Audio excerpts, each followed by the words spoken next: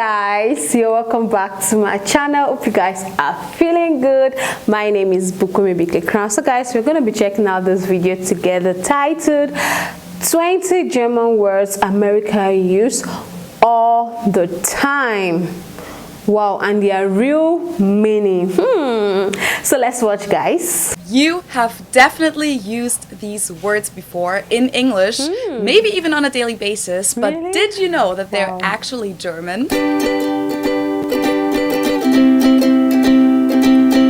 Hello, servus, and welcome back to my YouTube channel. My name is Felicia. I'm originally from Munich, Germany, but I have been living in Cincinnati, Ohio off and on since 2016. So a few weeks ago, I made a video about 20 English words that we use in German, and a lot of them actually have a completely different meaning in German than they do in English, like old-timer, just to give one example, which refers to an old person in English, but to German speakers, an old-timer is a vintage car. Check out the video to find out about the other 19 English words that we use differently in German. But today I'll talk about the opposite, basically, so about German words that are used in English. There aren't nearly as many German words in English as there are English words in German, but there are actually more than you would think. And a lot of them are words that people use all the time, but they don't really know that it's a German word. And even I wasn't really aware of how many German words are used in English. So for me, it was super surprising every time I first heard someone use one of those words. Like, they're just saying something in English, and suddenly I'm like, wait, what? You just spoke German? So for today's video, I made a list of 20 German words that are used in English, and I just picked the ones that are either used a lot or that I just thought were funny or interesting. But before we start with the list, I'd like to introduce today's sponsor, Skillshare, which is an online learning community that offers thousands of classes for creative and curious people.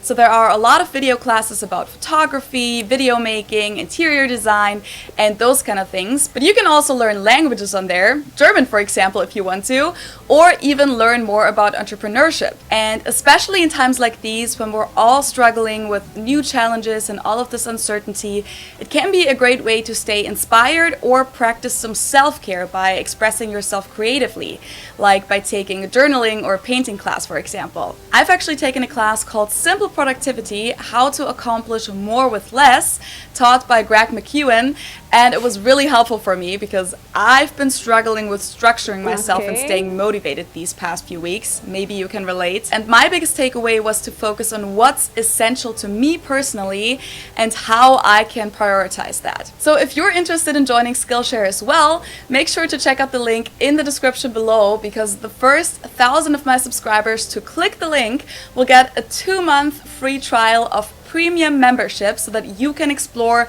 your creativity. And now here are 20 German words that are used in English. Let's start with one of the most known ones, and that is kindergarten. In German we pronounce it Kindergarten, and it literally means children's garden. And even though the word is used in a very similar way in the two languages, it's not 100% the same. In Germany, kindergarten isn't part of the school system, but it's more like a daycare. Kids can go there from the age of 3 up until they start first grade, but it's not mandatory for parents to send their kids to kindergarten, and there is no mandatory curriculum either. Some kids may practice math and writing in kindergarten, but it's not a class setting, and the focus is usually more on playing and activities like doing crafts, singing together, going on field trips and those kind of things, while in the US, kindergarten is the year before first grade, and it's part of the school system. That's why it's also called K to 12, kindergarten to 12th grade. So the kindergartens usually belong to a school and are a little more focused on academics. So same word but different meaning in Germany and the US. And what I find funny is that the German concept of kindergarten is what Americans also call preschool sometimes, while Vorschule, the literal translation for preschool in German, basically stands for the American concept of kindergarten. So it's somewhat switched. Some German kindergartens do offer a Vorschule the year before first grade to prepare the kids a little academically. I actually had no clue How's that this? Americans used this German word before I came here, and the first time I heard it, it sounded so funny to me. Wow. Gesundheit is what we say for bless Gesundheit. you in German, and Americans seem to use it that way too. Especially among younger people, I found that they usually use it in a more funny way, but it can also be just used with a normal tone. The word itself actually just means health in German, so whenever someone sneezes, we wish them health. Just like Gesundheit, I didn't know that this word was used in English before I moved to the US. We spell it with 2 T's in Germany, Kaputt. but we pronounce it the same way, kaputt. And it Kaputt. basically has the same meaning in both languages. It means broken, damaged, or destroyed, as in my phone is kaputt, mein Handy ist kaputt. Kaputt. Or it can also mean exhausted, as in Kaputt. I went hiking for I'm 8 hours learning. today and I'm so kaputt. Ich bin heute 8 Stunden gewandert, ich bin total kaputt. And just like in German, where we say etwas geht kaputt, you also say something goes kaputt in English. I'm hearing these things for the first Another time. one which I love hearing in English is doppelganger, Doppel. especially because it seems kind of funny to me that you would use a rather long German word that even has an umlaut. I mean, okay, in English it's usually written with just an A, but people could also just say look-alike or double in English. Why use doppelganger? Anyway, I think it's fun, and I think I first found out about this when I watched the American show How I Met Your Mother in English as a teenager, because that's like a whole theme on that show, to find all the main characters' doppelgangers. This one I just recently used in my video on alcohol culture in Germany and the US. And I have to say that it still feels kind of weird to me every time I use this word in English, or even when I just hear it, because it actually has a completely different meaning in German. Bierstein, or just Stein in English, refers to a beer mug, traditionally made out of stoneware, but it can also refer to the more modern glass mugs, while in German, Stein means stone, and a beer mug is called Bierkrug. Some of my German viewers actually commented on my alcohol video and told me that in some parts of Rheinland-Pfalz, in the western part of Germany, people also use the word Stein when they refer to a liter of something. So they would say, ein Stein Bier bitte, 1 liter of beer please. It seems to be a regional thing though. I had never heard about this before, and I'm curious if there is any connection to the English use of the word, but I couldn't really find anything about this, so let me know if you know more about it. The next one is Spiel, and even though this has a different meaning than the word does in German, I really like the English meaning because we don't really have a German equivalent for it. In English, Spiel is a kind of speech, especially one that is long and spoken quickly and is intended to persuade the person listening about something. So this is often used in sales situations, and for example, you could say something like, oh, they gave me the whole spiel about why their university is the best in the country. In German, Spiel, capitalized, simply means game, and spielen means to play. Game.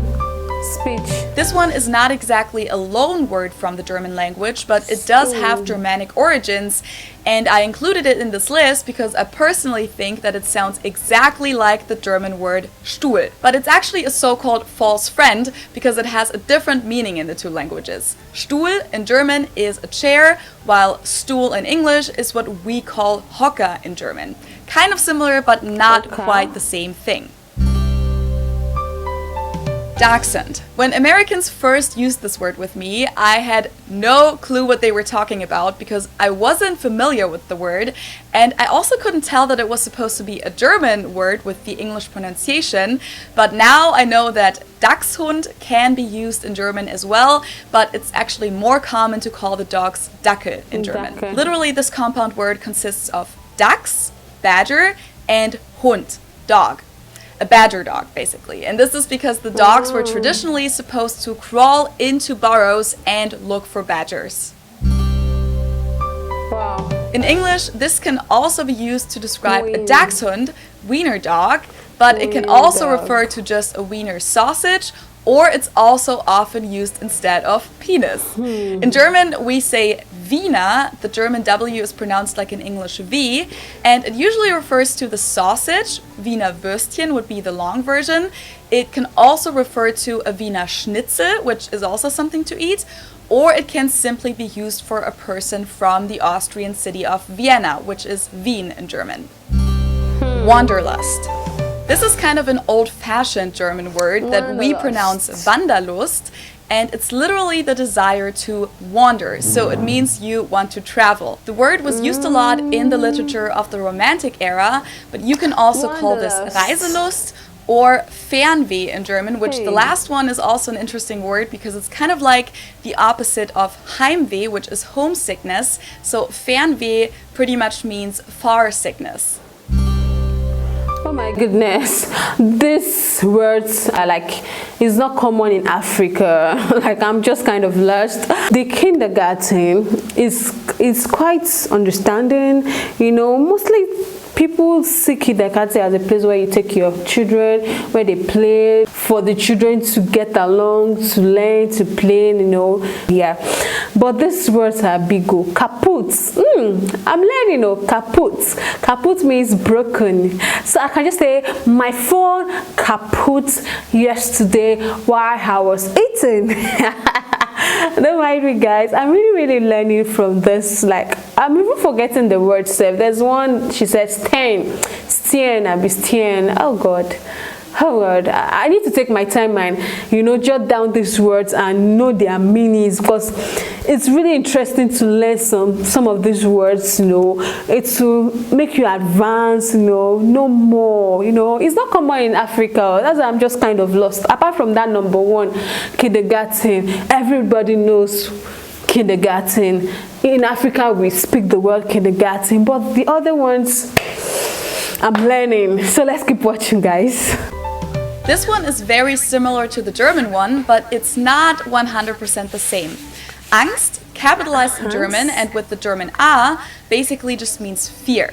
And angst in English is also related to fear, but it describes a broader feeling of anxiety and apprehension. It's often used in connection with teenagers. Teenage angst is what a lot of young people experience throughout puberty, and you can also say you're feeling angsty in English. So in English it describes more of a general feeling, whereas in German, Angst haben means to be scared of something, and that's usually something a little more specific, like you're scared of the spider. The English meaning of angst doesn't have a good translation in German, but it could be translated with something like Existenzangst or innere Unruhe or Angstzustände. Okay, Angst. Kitsch is a concept that's really hard to explain actually, but according to the dictionary, it describes art, decorative objects, or design considered by many people to be ugly, without style, or false, but enjoyed by many other people, often because they are funny. So you could say, his home is full of 1950s kitsch. It means the same thing in German and in English, and it's also pronounced the same. There's also the English adjective kitschy, which is kitschig in German. Kitschy. Blitzkrieg. This is a military term and describes a strategy of warfare that includes short and fast attacks. The term is often used in connection with World War II, but it actually had been used way before that.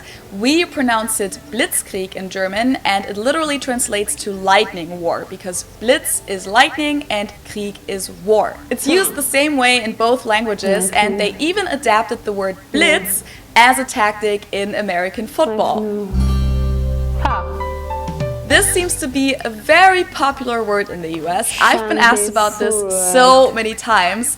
And what makes it so special is that this concept doesn't even really exist in the English language, which is why there isn't an English word to describe it, which is probably quite a strong statement about the German culture. Schadenfreude consists of Schaden, which means damage or harm, and Freude, which means joy. So this is the joy that you feel when someone else gets harmed or fails. So not very nice. Oh, that one is not nice. All sports fans should know this one. Fußball in German means soccer, or football in British English. Fußball in English refers to the bar game, which we usually call Kicker, or Tischfußball in German. Fußball. This is another concept that doesn't have its own English translation, just like Schadenfreude, and therefore the German word is used in English and some other languages too. Americans usually say Zeitgeist. In German we pronounce it Zeitgeist, and this consists of the word Zeit, which means time, and Geist, which means spirit. So Zeitgeist is the spirit of the time, which describes what's going on culturally, religiously, and intellectually during a certain time period. Woodstock was part of the 1960s Zeitgeist, for example. And in English, they even made it an adjective, which we don't even have in German, Zeitgeisty. Schnaps.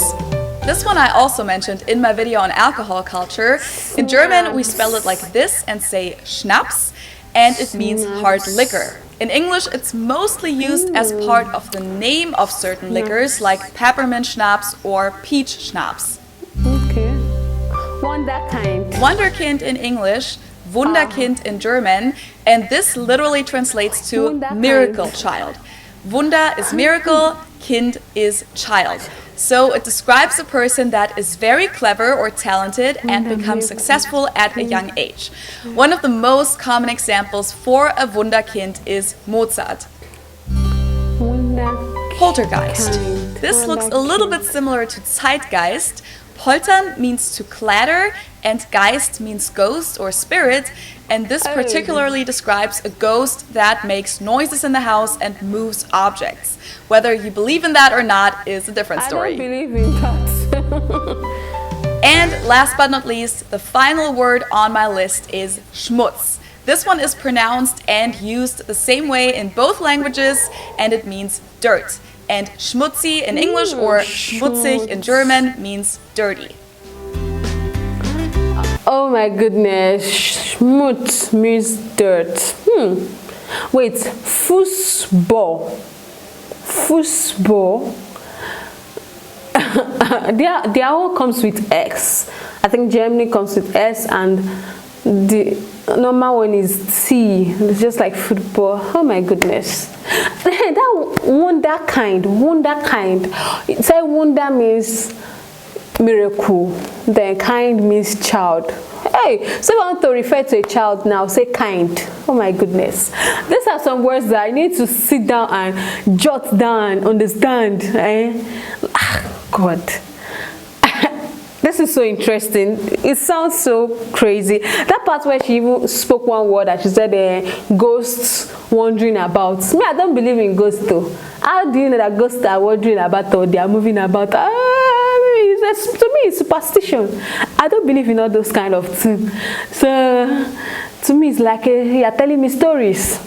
Well, this is really interesting. Like, man, I'm hearing these things for the very first time. These words are really strange to me. You know, Africa, it sounded like big grammar in my ear. We are not used to all this big grammar. Like,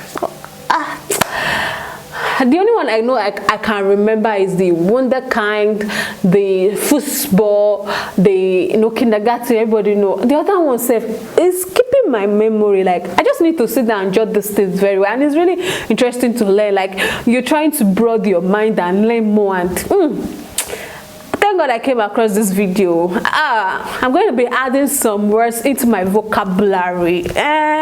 So guys, thank you for watching. Don't forget to smash that subscribe button for more, like, share, and comment. And I'll see you guys in the next one. Stay blessed. Bye.